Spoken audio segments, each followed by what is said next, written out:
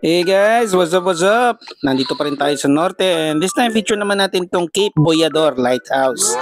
I think this is part of Burgos, Ilocos Norte.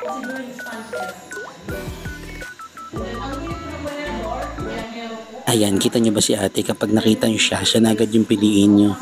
Kasi bukod sa okay siya mag-explain, magaling pa siya mag-picture. Papakita ko sa inyo mamaya. So may entrance nga pala dito. I think it's 30 or 40. Parang isa lang naman yung 70 sa Malacanang of the North yata yan. If I'm not mistaken.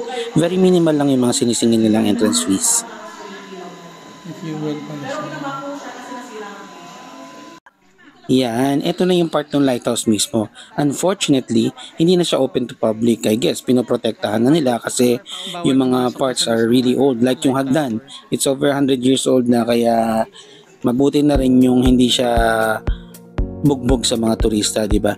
Tapos ito na yung sinasabi kong pictures. Itap niyo yung mga local guides kasi magagaling silang kumuha. I don't even know how to use some of the features ng camera. Nung cellphone lang yan na.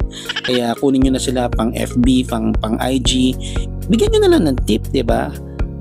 Okay, so thank you for watching. God bless. Ingat po tayo palagi. Bye-bye!